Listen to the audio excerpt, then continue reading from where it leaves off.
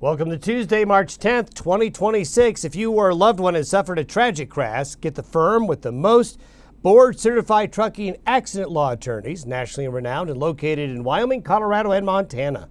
Call Grant Lawson and the law firm for truck safety. Well, for you folks up north, the northern part of the Pacific Northwest, Montana, northern Wyoming, central and northern Idaho, into the Dakotas, you got some pretty busy weather coming your way as a nearly stationary, strong and moist jet stream wind will stretch out across the North Pacific into North America, basically drawing a straight line for the most part, but occasionally there's a couple of dips, a couple of waves that'll cause the jet stream to wiggle a little bit. One of those wiggles is coming tonight and into Wednesday, another little wiggle Thursday and Friday, a stronger push. A little bit further south of this pattern will happen late Saturday and into Sunday. Then next week, the blocking pattern that we spent time on yesterday sets up shop, and it's going to be very warm in the west and very cold and wintry in the east. Sound familiar? Here we go, rinse and repeat. Same situation is going to be developing St. Patrick's Day week across the country, basically a reflection of what we've had for most of the winter season. Starry starscapes out there with the fair weather that's been reported. And boy, we have some really beautiful photos coming in across the region from the high and mid-level Pacific moisture coming on in. Just wonderful cloudscapes. We're kind of back now to lenticular clouds, mid and high level clouds that make beautiful sunrises and sunsets, but produce very little in the way of what we would like to see: more precipitation, more snow in the mountains and moisture on the plains. So at least we're getting shots like these coming in, just absolutely gorgeous all across the region. Lots of color in the sky all across the west. And then, yeah, we still have a fresh snowscape in the mountains from last week's snow that did quite well in the high country. It's just that we've got a long wait before we start to see that coming back again in many areas. You can really see very well on the satellite photos the pipeline of moisture that's coming into the Pacific Northwest and the Northern Rockies. There's a lot of cold, moist, unstable air up here in the Gulf of Alaska, so it's getting fed into areas, and there will be parts of the West that actually get some really good precipitation over the next week.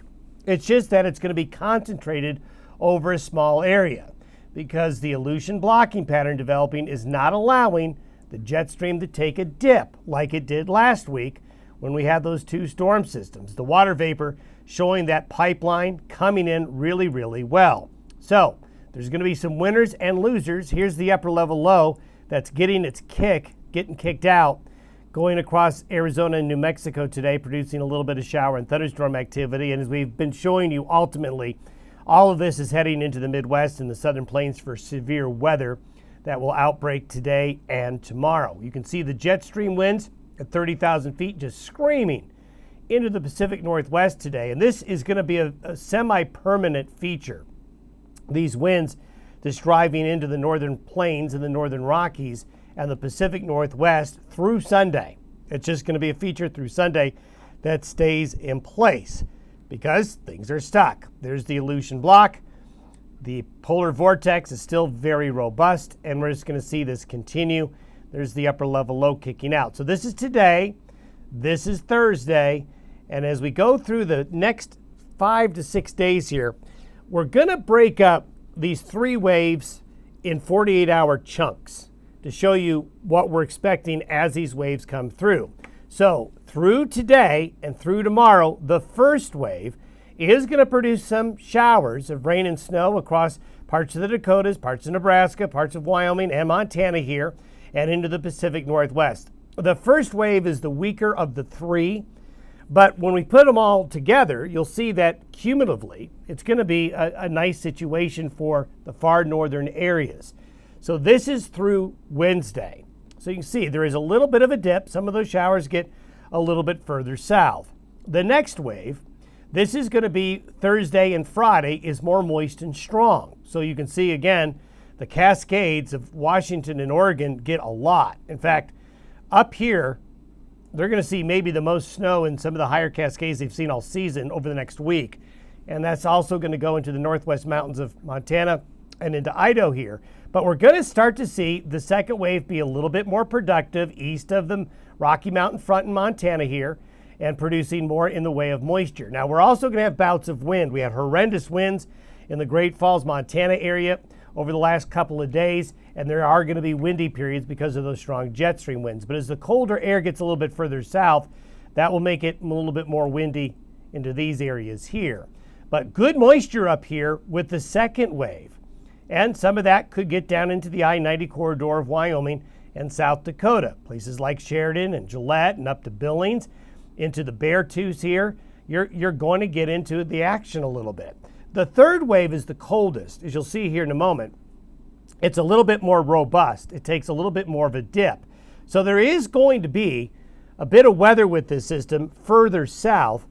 And when we look at this configuration up here with this deep vortex up here north of Hudson Bay, this doesn't look very March-like. The consolidation of the cold here is very, very impressive.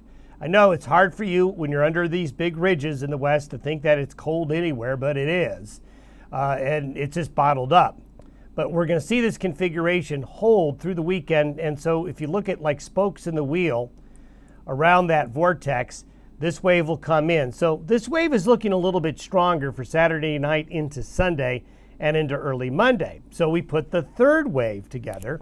And you can see there's a little bit more in the way of shower activity getting a little bit further south into northern Colorado. But look at this axis of moisture right here again. It's just, if you look at those three periods, they're all right on top of the same areas.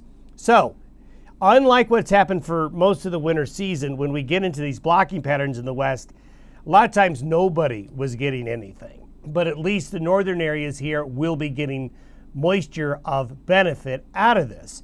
And when you look at the cumulative, three of these periods stacked together, this is over the next 6 days, you can see the very heavy moisture in the Cascades, the northwest mountains of Idaho, and into Montana here, then northwest Wyoming's mountains. The Bighorns could do well, even the Black Hills.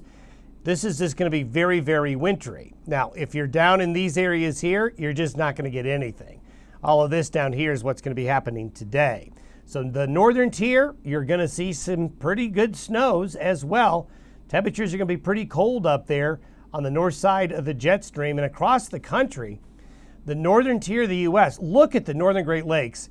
You know, for the record books, the Upper Peninsula of Michigan, parts of Minnesota and Wisconsin, they've just had it with the snow and the cold in the winter, while out here, it's completely the opposite.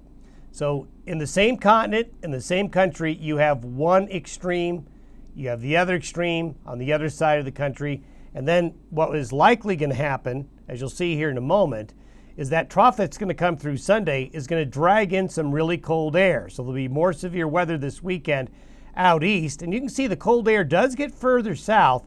Got a blue norther here into Texas by Sunday into Monday, driving these are some pretty cold temperatures that will be coming in behind the system on Sunday.